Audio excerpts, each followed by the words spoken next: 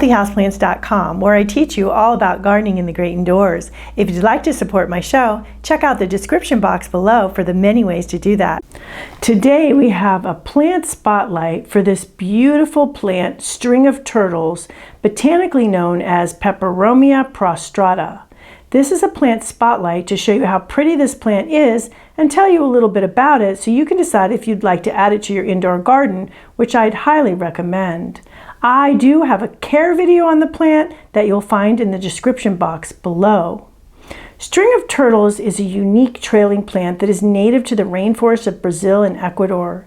It is a plant that is a little newer to the houseplant scene than some succulents, such as string of pearls. But it has quickly gained popularity, and for good reason. As you can see, it has small round leaves that resemble tiny turtle shells strung together. I just love the intricate silver veining pattern on the leaves, which I find really charming. String of turtles is a slow-growing plant.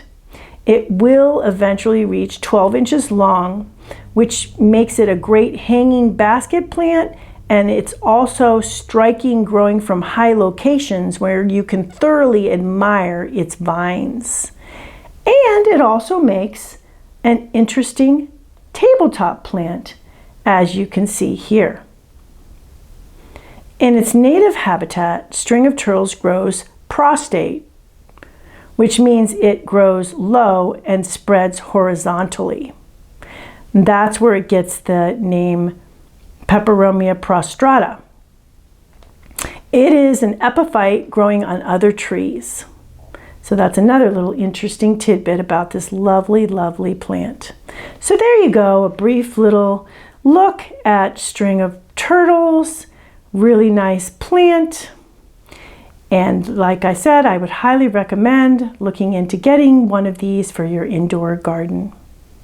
Thank you for stopping by today. Please leave any comments about any indoor gardening tutorials you'd like to see. Remember to like, comment, subscribe, and share this video.